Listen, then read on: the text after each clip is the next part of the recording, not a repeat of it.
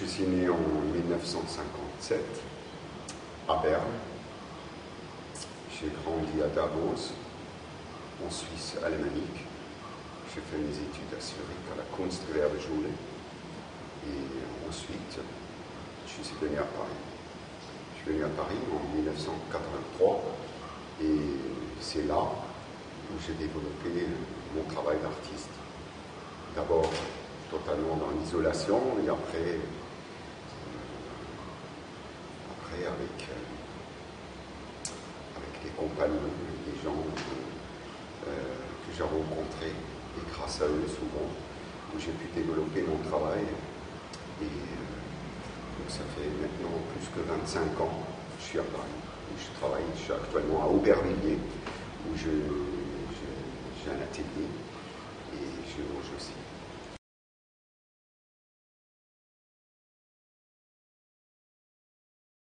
Devenir artiste, pour moi, c'est un choix.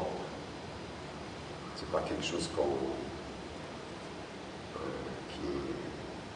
qu'on a comme ça, c'est un choix. Il faut choisir d'être artiste, prendre cette décision.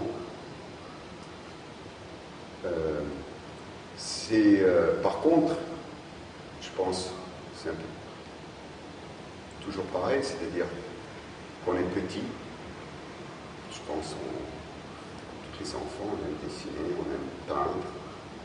Chez moi, c'était comme ça que j'avais. C'était vraiment mon talent.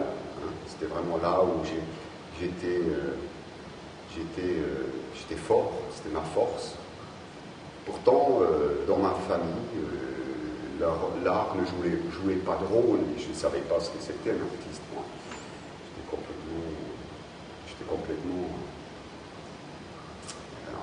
en dehors du monde de l'art. Je ne savais même pas. Il y a quelques livres sur les musées, les grands musées, des livres à la maison, des livres qui étaient avec des images qu'on colle dedans, comme ça. Donc, c'était ma seule confrontation à l'art.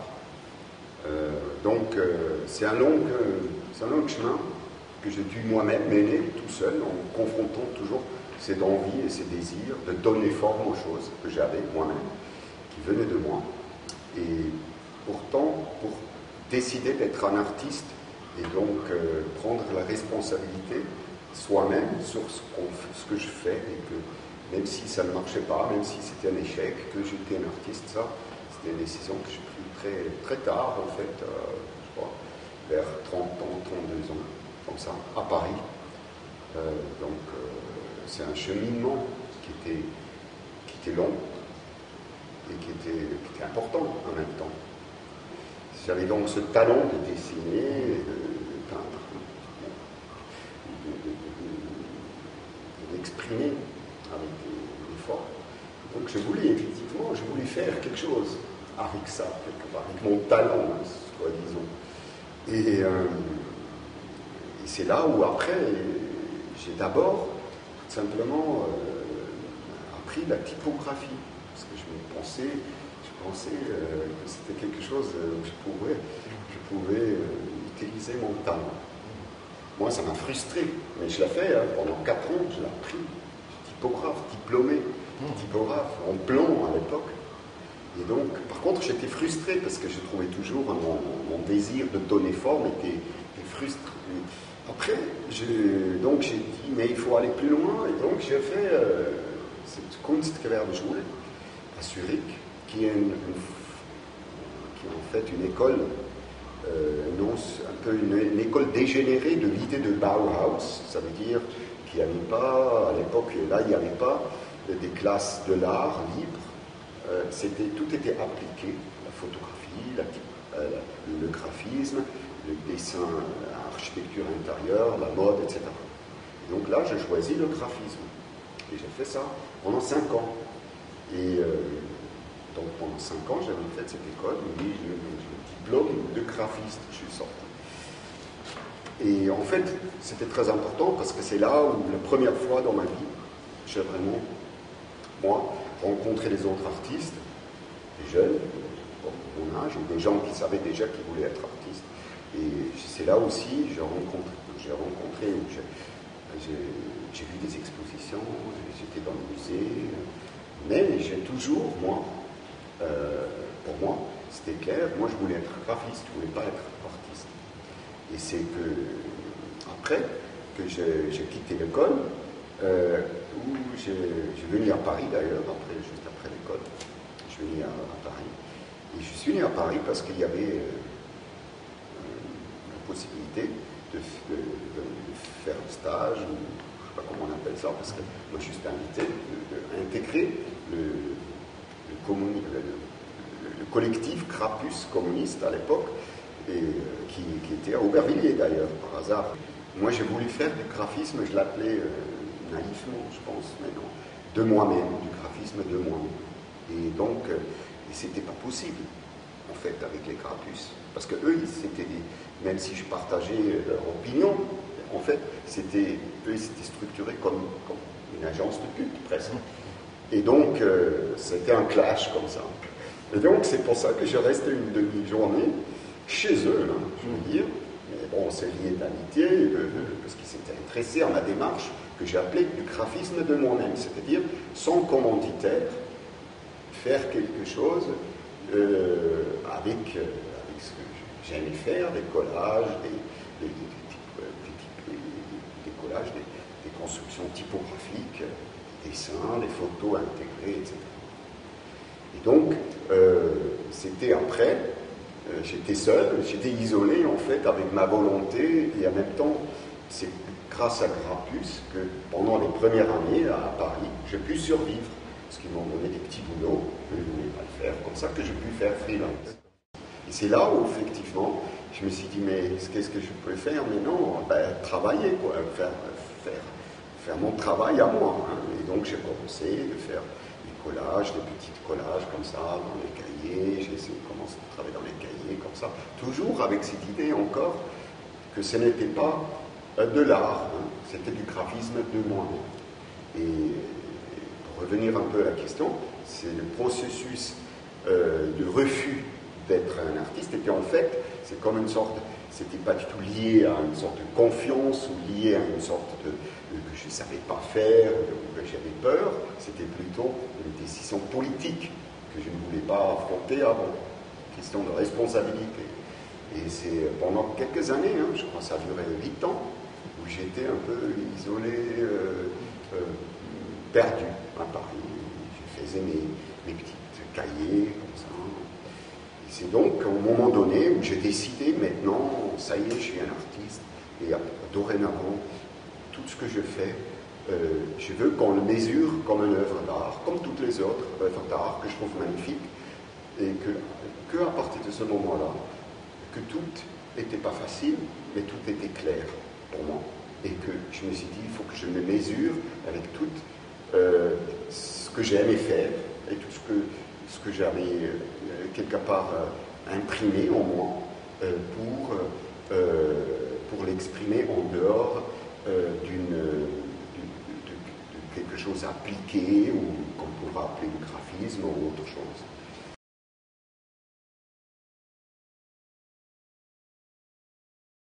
Moi, je dis toujours artiste-sculpteur, parce que tout simplement, s'il faut le dire, je dis sculpteur. C'est une catégorie qui me semble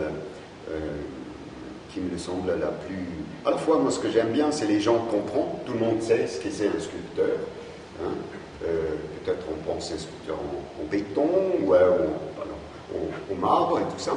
Mais sculpteur, c'est quelque chose d'inclusif. Hein. Donc, j'aime bien ça. Et en même temps, j'aime l'idée de sculpter, c'est-à-dire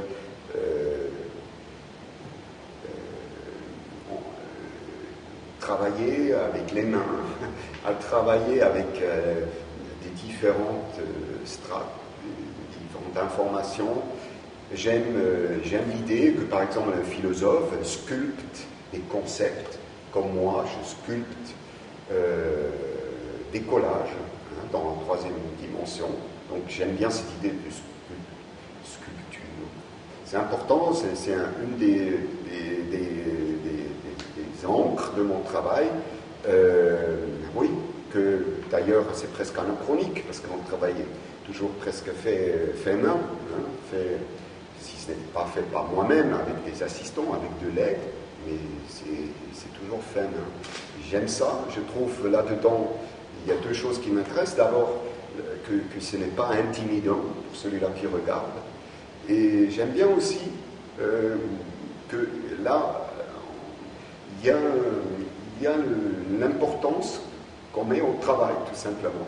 Je trouve c'est important qu'il y a une forme est travaillée, c'est-à-dire c'est engagé, on s'engage. J'aime bien aussi faire beaucoup, faire trop, c'est-à-dire c'est une sorte d'engagement. On se livre et on donne une surface de confrontation à l'autre en travaillant et en travaillant soi-même encore plus. Peut-être ça fait à peu près combien D'abord, je suis un être humain qui vit aujourd'hui, donc qui essaye, à travers mon travail d'artiste, j'essaie de me confronter à des questions qui sont des questions d'aujourd'hui, c'est-à-dire des questions du temps dans lequel je vis, du monde dans lequel je vis, et de l'univers qui m'entoure quelque part, et aussi du temps dans lequel je vis. Donc du temps où je participe. Ça c'est quelque chose d'important.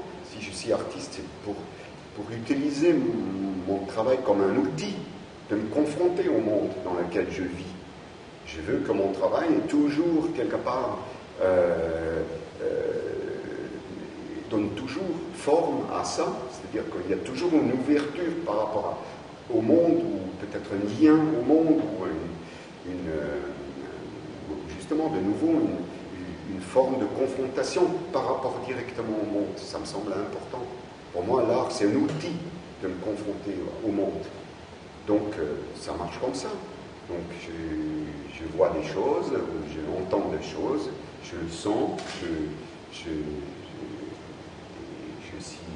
j'espère, attentif et éveillé par rapport à ce qui m'entoure, et j'essaye après donner forme à ça, et la forme que moi qui peux faire, que moi, parce que c'est moi, parce que c'est un autre fera différemment, ou le fera peut-être plutôt pas. Moi je le fais parce que je le sens, je dois le faire, ou je peux le faire, ou cette nécessité de donner forme aux choses, c'est ça. Pour moi, être un artiste, c'est-à-dire celui-là qui ose affirmer par la forme une chose qui peut aussi pas être faite d'ailleurs, n'est-ce pas? Mais parce que l'artiste le fait, elle est là, elle fait partie du monde, elle fait partie de l'univers dorénavant. Et on ne doit pas trouver ça bien, ou on peut refuser ça, mais elle est là. Et c'est ça qui me fascine chez les autres artistes, les grands artistes, je veux dire, celui-là que j'admire, ou même pas, c'est que eux, ils ont créé une forme. Sans eux, on pourrait continuer de vivre, mais en même temps, ils ont donné une forme. Et dorénavant, il y a cette forme qui est là, et qui m'enrichit, et qui me donne des dynamiques, ou qui me donne à réfléchir, ou qui me donne des ouvertures. Je crois que c'est mon chemin naturel. Merci. C'est Montrian, c'est Malevich, c'est Rodchenko, c'est aussi Joseph Beuys, c'est Andy Warhol, c'est Kurt Schwitters, c'est John Heartfield, c'est des mouvements Dada, par exemple, très importants, c'est Duchamp. Il y a plein d'artistes que j'admire. C'est un plat comme ça. Quand je dis guerrier, c'est parce que moi je trouve que c'est un combat. Hein, c'est un combat d'être artiste. C'est un combat avec son travail. C'est-à-dire, c'est d'abord l'artiste lui-même, il est le premier qui est blessé. Hein, c'est clair, je ne veux pas blesser l'autre, mais je veux d'abord me blesser moi. Je veux d'abord être cruel avec moi. C'est comme ça. Et ensuite, je trouve qu'on est artiste. Moi, je trouve on n'a pas le droit de se plaindre. Et d'ailleurs, là, Andy Warhol est pour moi un énorme exemple qui a dit « Don't cry work ». On n'a pas le droit de se plaindre. C'est magnifique et en même temps c'est difficile et il faut faire son travail. Et mais en même temps c'est un combat. C'est vrai, c'est un combat contre personne d'autre, contre soi-même. C'est un combat contre soi-même. C'est pas contre quelqu'un d'autre que je me batte, ou contre les autres, contre le monde.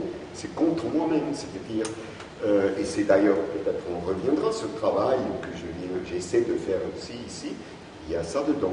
Donc, pour moi, revenir à Joseph Beuys, à part que j'admire évidemment son travail qu'il a fait, et aussi sa force, par exemple, des professeurs qu'il avait.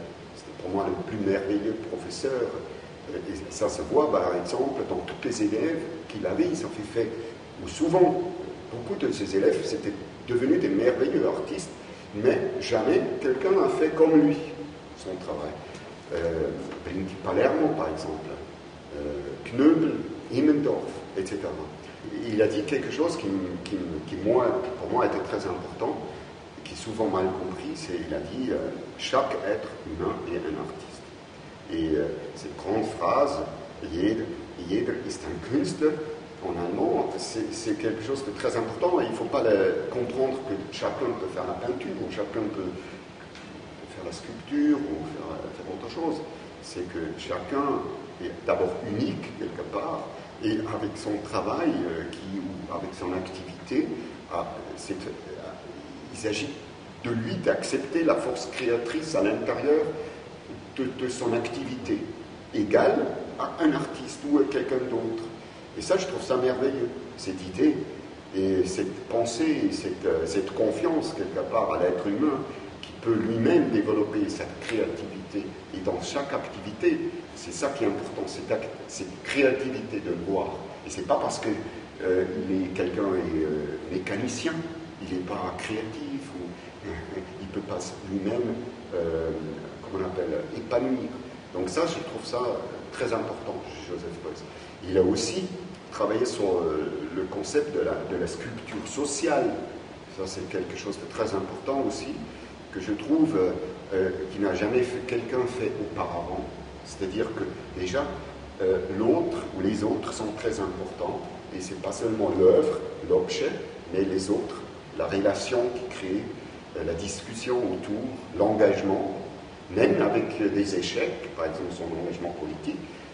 Ça, je trouve ça quelque chose, pour moi, c'était quelqu'un, pour revenir à votre question de maître, quelqu'un de très important.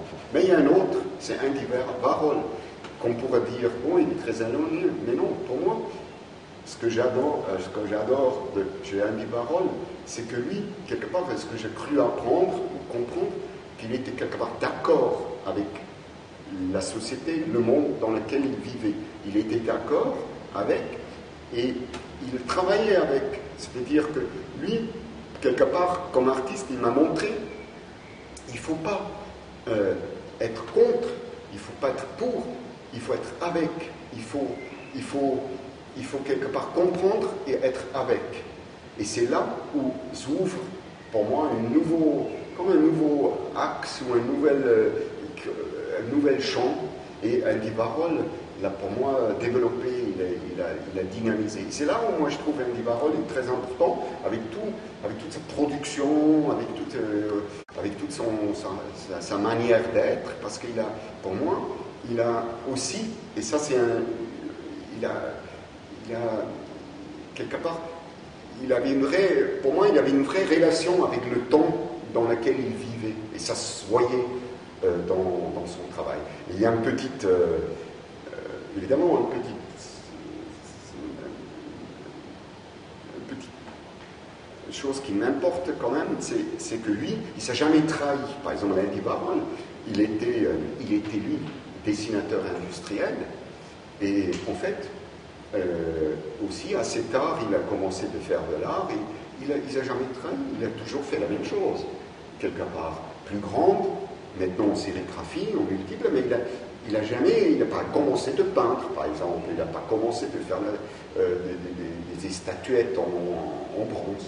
Donc j'aime bien cette fidélité, quelque part, qu'il avait avec ce qu'il aimait faire au départ, par exemple, les papillons, des choses comme ça. Donc moi, je me suis dit aussi, pour revenir à la question de maître, je dis, moi aussi, si je veux travailler, il faut que je continue à utiliser ce que j'aime faire, c'est-à-dire des collages, utiliser des matériaux existants, utiliser des photos, des textes et des matériaux et des formes qui me semblent très proches des premières préoccupations que j'avais du faire du collage, du graphisme, etc.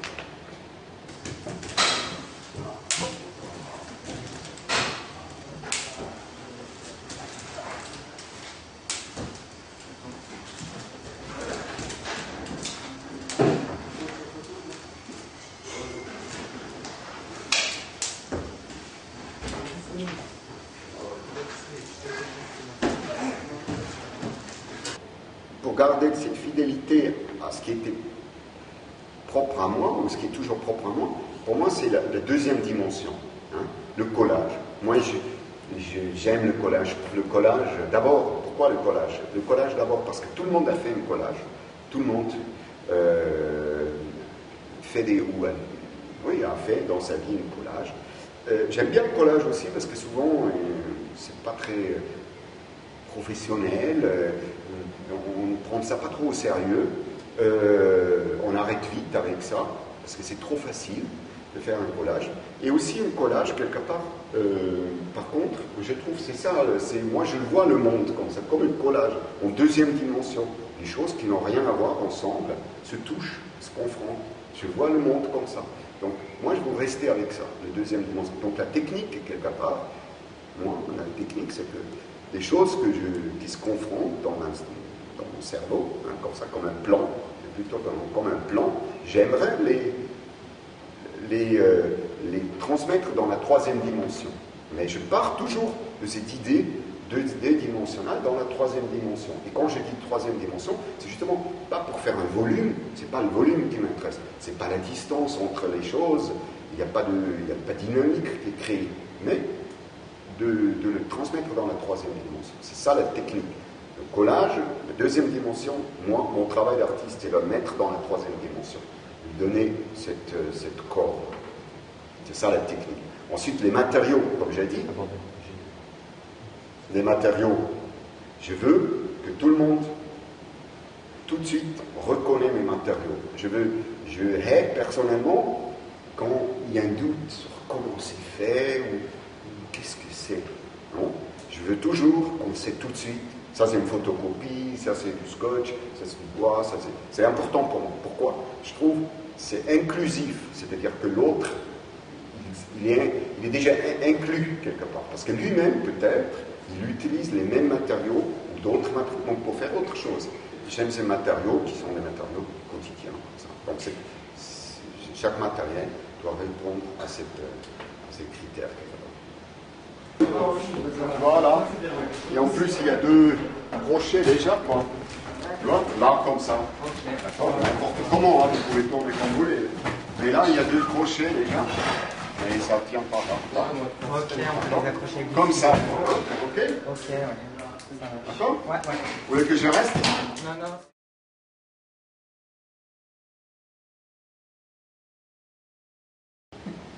Elle est arrivée parce que Frédéric m'a invité depuis des années.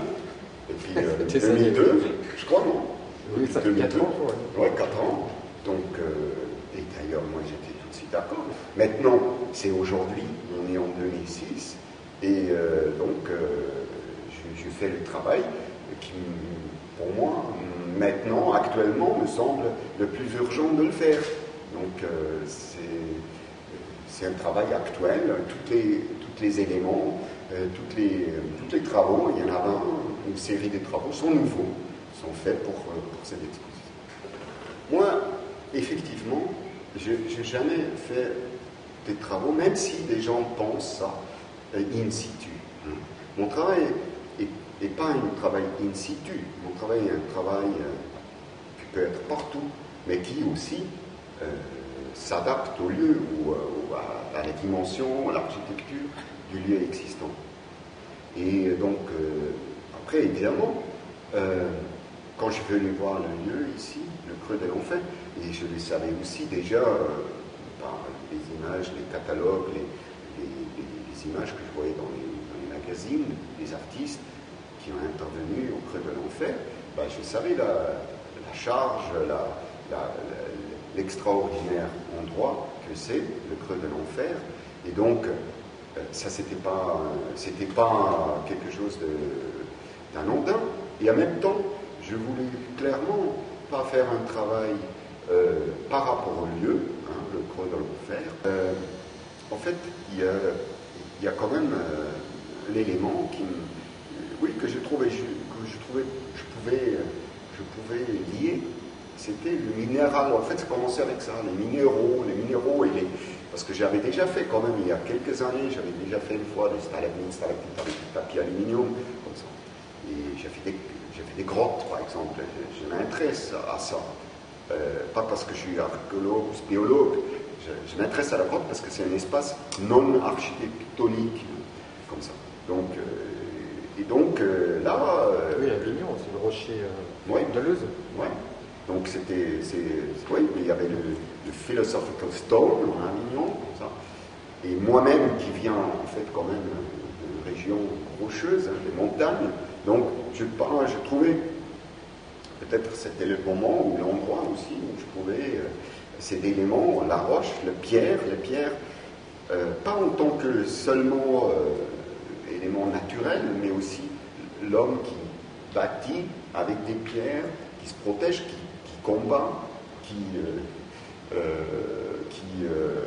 utilise la pierre comme outil et tout ça. Donc ça s'est tourné un peu autour de ça, et je trouvais après quelque chose qui m'intéressait plus précisément, c'était que dans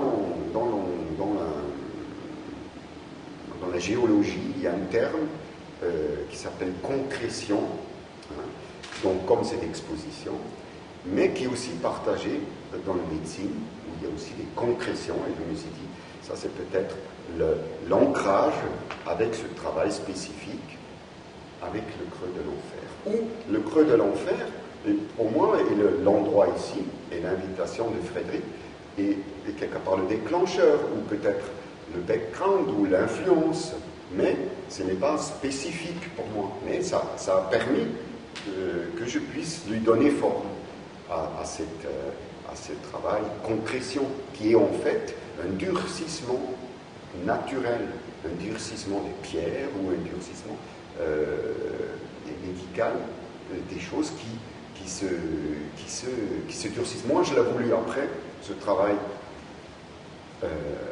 concrètement. Ce qui ne m'intéresse pas, c'est pas le durcissement mécanique, comme ça, mais le durcissement du monde, le durcissement de moi-même, le durcissement de l'être humain, tout simplement. Il y a déjà, dans le terme concrétion, il y a un élément qui me semble important, c'est une concrétion, elle n'arrive jamais, elle ne peut jamais se faire elle-même, elle a besoin d'un hôte, quelque part, d'une surface qui l'accueille. Donc, quelque part, ce n'est pas un cristal. Il ne se fait jamais tout seul, il a toujours besoin d'une autre pierre qui l'accueille, qui la forge, où il peut pousser, hein, quelque part.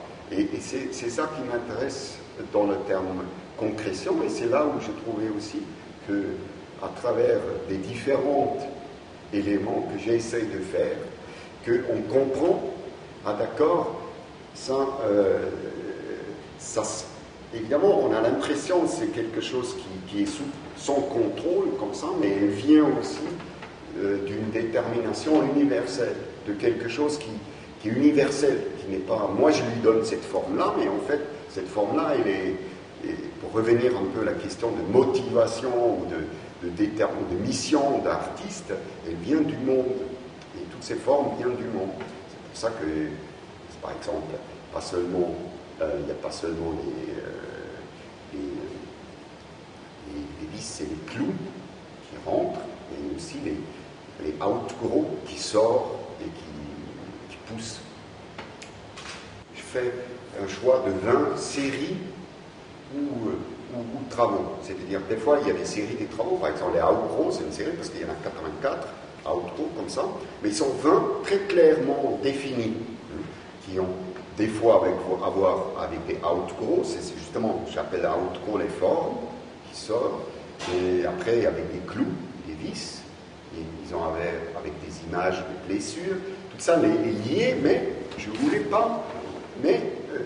pas faire un travail, justement un travail où tout était comme ça, mais je voulais comme différents éléments qui tous ont pour moi la même problématique d'une concrétion à l'intérieur. Parce qu'une concrétion, ça peut aussi être quelque chose qui est à l'intérieur, qui va à l'intérieur, et qu'on ne voit pas, qui est invisible. Donc ça sera plutôt les clous, comme ça.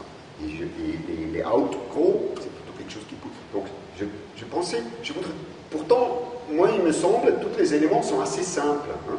Je pense assez simple, il n'y a pas beaucoup de...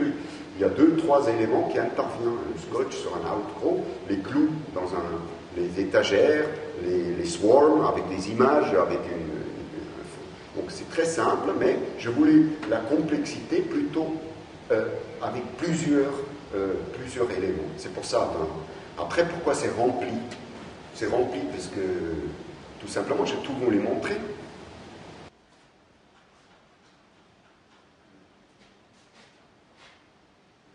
Le message, c'est la forme. Le message, l'artiste, son travail est donner forme aux choses. C'est ça mon travail. C'est là où c'est difficile. Et difficile, c'est après, évidemment, est-ce que cette forme, comme vous dites, est-ce que cette forme, elle peut établir un dialogue avec celui-là qui le regarde, mais ce n'est pas un message, hein, dans le sens, c'est comme si, c'est comme ça. Non, la forme, et c'est ça le bon travail. C'est, si je plante dans une table des clous, ce n'est pas c'est une image, c'est une forme que je donne, ce n'est pas un message qui dit ça, sinon je ne devrais pas le faire. Mais en même temps, c'est une forme que je donne de moi. Et évidemment, cette activité, sans raison, hein, de planter des clous dans une table, elle peut évoquer d'autres formes, elle peut ouvrir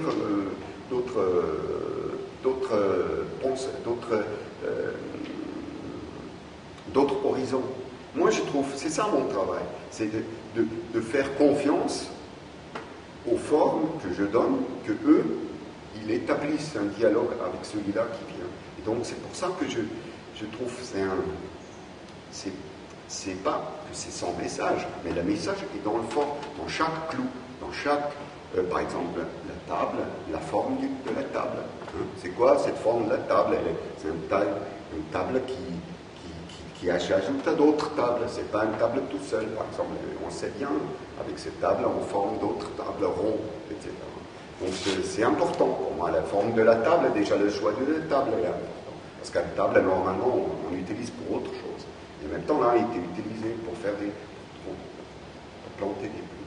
Tout ça, c'est le message, tout ça. Mais je pense, c'est bien aussi que le spectateur trouve une possible réponse ou une possible explication lui-même.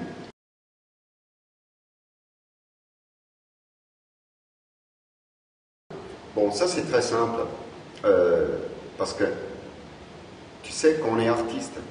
Je trouve le piège est de tomber dans la politique correcte et de tomber dans le particularisme. Moi, aucune seconde, je me demande, quand un artiste africain, par exemple, fait des choses avec des noirs, aucune seconde. Moi, je m'en fous, c'est un être humain qui le fait. Il représente son hôte. Il prend en Afrique du Sud des mannequins, sont noirs, donc il utilise un mannequin noir. Aucune seconde, je lui demande d'inclure un blanc. Moi, je suis blanc et je trouverais, parce que c'est intéressant, cette question est déjà venue, notamment aux États-Unis, parce que j'ai déjà exposé. Je trouve, quoi? Moi, je dois commencer à dire, attends, pardon les gars, je vous ai oublié, je vous ai pas oublié, parce que le mannequin, c'est le prochain de moi, c'est mon autre. Moi, je suis blanc, c'est juste mon autre. Et c'est donc tout le monde aussi. Et c'est très important de ne pas tomber dans ce piège de commencer de particulariser, de dire, tiens, ah oui, j'ai besoin d'un rouge, d'un jaune, d'un noir, etc. Ah merde, je n'ai pas assez de noir. Ah, ça ne va pas du tout, je ne suis pas assez représentatif. Et là, je suis perdu. C'est-à-dire perdu vraiment parce que je n'agis plus comme un artiste. C'est-à-dire qu'il travaille avec moi-même, avec moi, ce que je suis, mais pour inclure complètement l'autre. C'est-à-dire le noir, le jaune, de tout le monde. Et c'est très important pour moi. Et donc, c'est pour ça que tous sont sprayés. D'ailleurs, moi, je les ai sprayés pour unir, pour donner à tout une couleur unique, universelle, mais universelle de moi, de moi. C'est très important ça. Et je trouve, c'est intéressant ça, parce que justement aujourd'hui, où il y a ce terme politiquement correct, et aussi où il y a c'est pareil avec homme-femme, etc. Et je trouve c'est important de ne pas tomber dans ce piège-là, parce que là, on donne de l'énergie à résoudre quelque part des problèmes qui ne sont pas des problèmes artistiques, les miens. Et c'est pour ça qu'ils sont tous comme ça et tous pareils.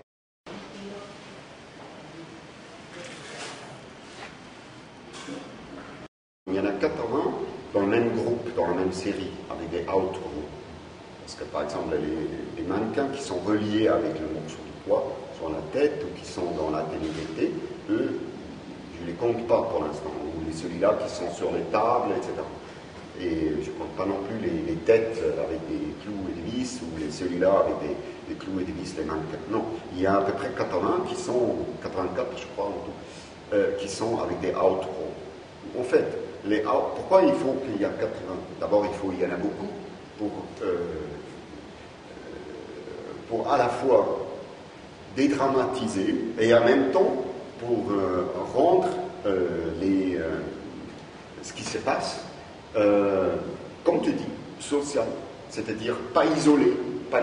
Et quand je dis dédramatiser, ce n'est pas une dédramatisation qui veut les choses légères, mais qui lutte contre l'unique, c'est cette forme-là. Non, parce que ces outgrows, ils sont des formes incontrôlables, ils peuvent avoir toutes les formes, ils peuvent prendre toutes les formes. C'est pour ça que j'avais besoin de beaucoup pour montrer que cette forme-là, elle peut prendre toutes les dimensions et elle peut couvrir presque complètement le corps, elle peut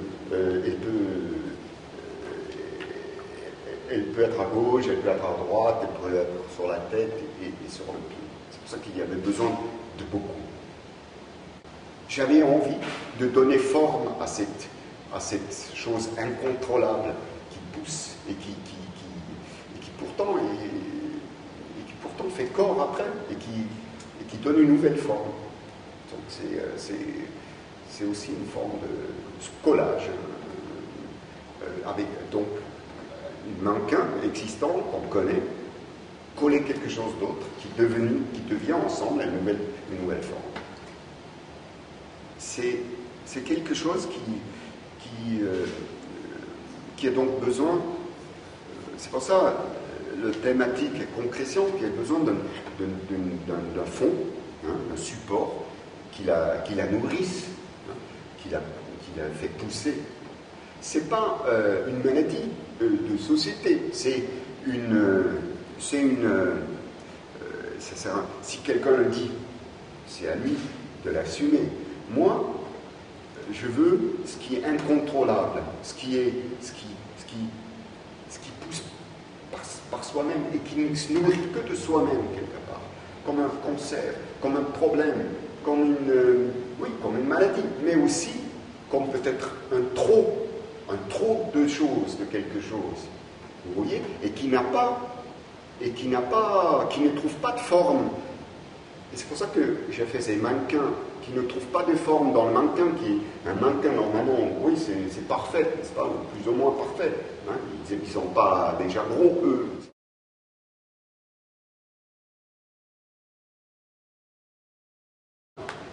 Ce qui est très important quand on voit ces images, j'essaie de le faire, mais en même temps, c'est des blessures. J'ai essayé toujours d'éviter le contexte, parce que c'est pas que ça qui m'intéresse. Qui? Pourquoi il est mort? Pourquoi il est blessé? Qui est blessé? Est-ce que c'est un terroriste? Est-ce que c'est un soldat? Est-ce que c'est un bon? Est-ce que c'est un mauvais? C'est pas ça qui m'intéresse. Non, c'est pas le fact. C'est pas je suis pas un journaliste, moi. Ce qui m'intéresse, c'est la blessure elle-même. Et donc, quelque part, l'idée est retrouver, effectivement, peut-être aussi, ces images des hommes torturés, blessés, comme j'ai pu le faire à l'église, quand j'étais à l'église tout petit, on voit ça, on ne sait pas trop quoi faire, on regarde le plafond, on regarde de gauche à droite, on est l'église catholique, en tout cas, et on voit des horreurs, en fait, non? Et donc crucifiés. Et donc, quelque part, c'est là où on établit un contact et on commence à prendre au sérieux aussi l'image, tout simplement, et à poser des questions, etc. Et donc, moi, une blessure, c'est d'abord ma blessure à moi, quoi. C'est la mienne, et donc, ou l'image de la mienne. Et c'est comme ça que ces images dont tu parles, je le veux, c'est-à-dire toutes les blessures sont les miennes, d'abord les miennes. C'est important que ne pas trop tomber, pour moi, et je l'espère, on va l'éviter, dans tout de suite, dans la guerre, ou dans telle et telle fac, telle et telle explosion, ou tel et tel attentat. Non, non, c'est pas ça.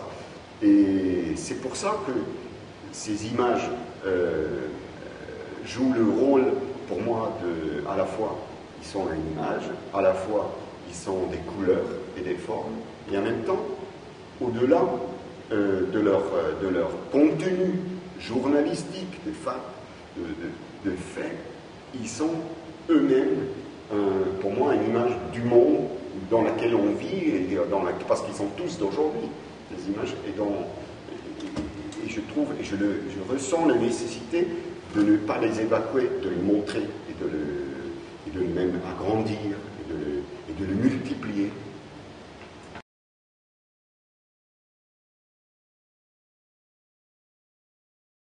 Moi, ça me choque.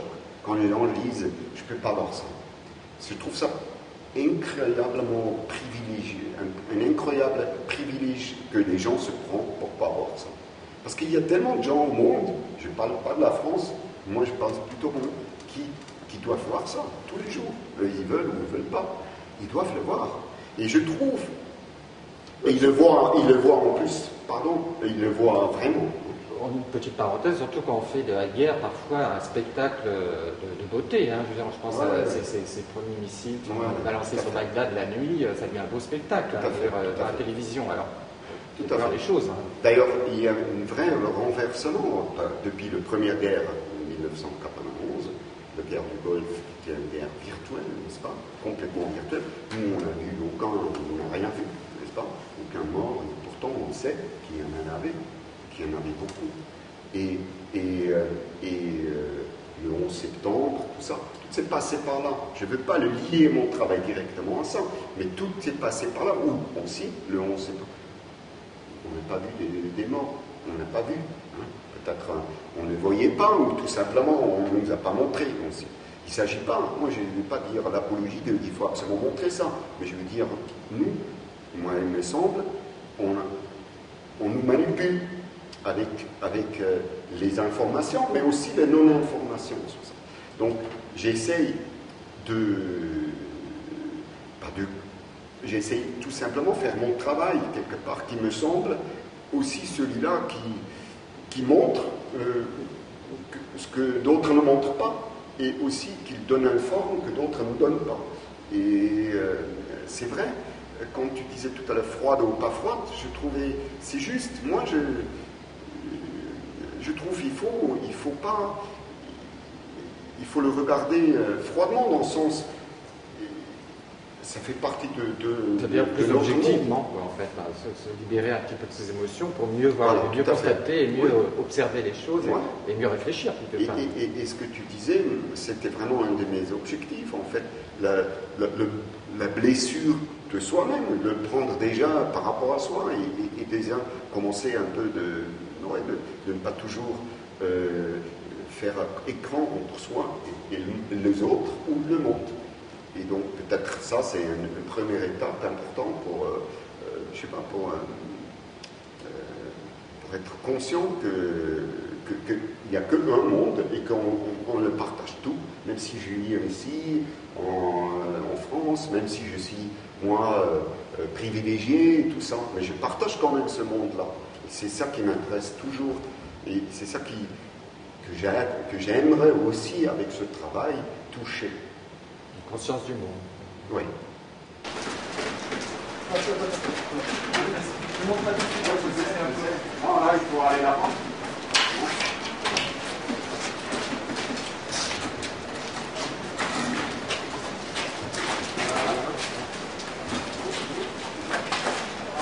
Oh, il y a un problème là? Ouais.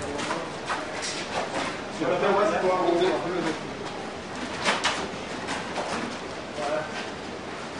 Là, ça passe.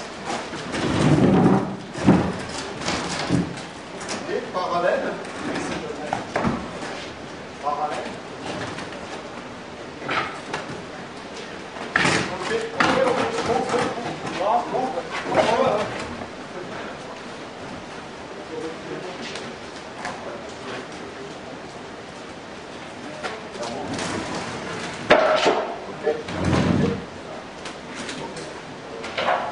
je tiens.